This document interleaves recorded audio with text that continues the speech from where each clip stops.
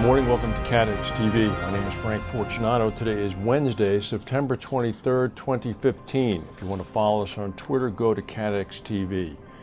Volkswagen CEO Martin Winterhorn is being grilled by his board of directors as we speak. The meeting in Wolfsburg is examining what happened at Volkswagen with now what seems to be a criminal incident where they intentionally programmed emission software to in fact turn itself off after the emissions tests were being conducted. The EPA is talking about huge fines, as much as $15 billion. Volkswagen has lost about a third of its value in the stock exchange in Frankfurt since the news broke. German prosecutors are also conducting an investigation, and German Chancellor Angela Merkel has weighed in, urging Volkswagen to move on as quickly as possible to restore confidence in a company held up for generations as a paragon of German engineering achievement. This is going to fall worst on the dealers throughout the world who have already been seeing outrage from clients who have purchased diesel engine cars. Standard & Poor's has removed the ratings of Royal Sun Alliance from Credit Watch with positive implications after the pending deal with Zurich collapsed. It has reaffirmed the ratings at their previous levels, which were A for its long-term counterparty and financial strength ratings. The outlook on all ratings for RSA is now stable. Zurich confirmed to RSA that in the due diligence, which was extensive and conducted very thoroughly by Zurich, that Zurich had not found anything outside of its expectations or anything that would have led it to change the terms and conditions of the deal. So that due diligence is in fact being held up, as it should be, by RSA as a clean bill of health. Washington, D.C., which has seen its share of important people passing through, is enthralled and right now in a complete stop as President Obama is welcoming Pope Francis at the White House. 15,000 people are on the south lawn of the White House attending the ceremony. The Pope is then going to proceed to New York City and then to Philadelphia. If you're driving in New Jersey now, there are electronic blinking signs warning motorists of bridges into Philadelphia that are closed, with the next pop-up sign saying Pope in Philly. This is really quite an event. People are watching the television nonstop. Speaking of the Pope's visit, W.R. Berkley Corporation and One Beacon Insurance in New York are lead insurers for Pope Francis's upcoming visit on Saturday to New York. This is according to the broker DeWitt Stern. The broker is a unit of Risk Strategies Company, said it had partnered with the Roman Catholic World Meeting of Families organization and the Philadelphia Archdiocese to assemble the insurance program. A member of the affirms said it's probably the biggest special event I have ever handled. Lead underwriters for the program covering the Pope's visit to Philadelphia include W.R. Berkley and One Beacon. Both insurers declined comment.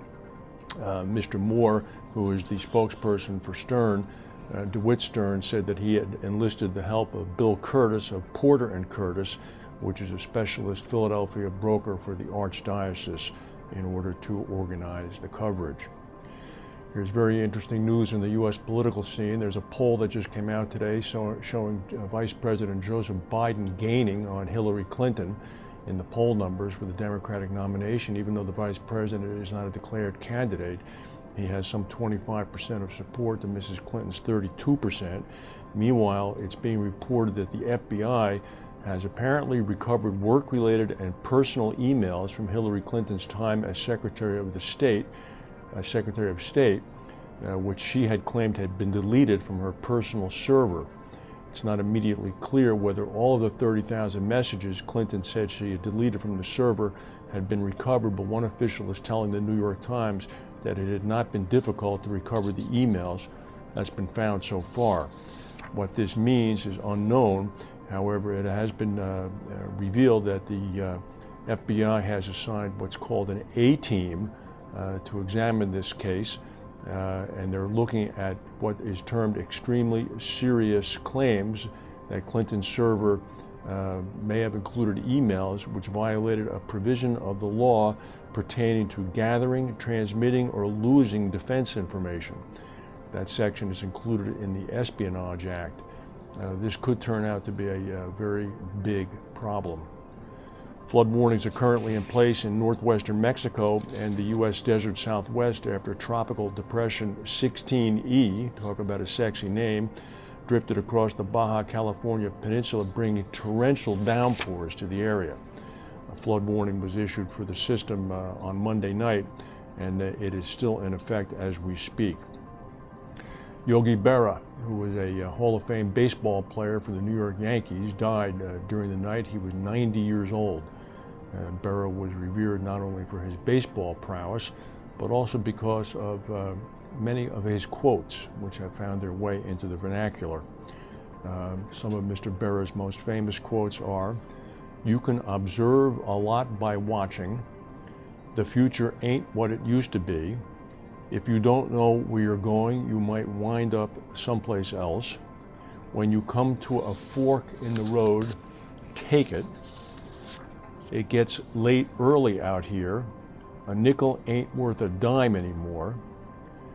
I want to thank everyone for making this night necessary," which is what he said when he accepted his Hall of Fame plaque. And on his philosopher role, he said, "I didn't really say everything I said. On death, you should always go to other people's funerals, otherwise they won't come to yours." Well, Yogi Berra, wherever you are, I'm quite confident that there are going to be many people at your funeral.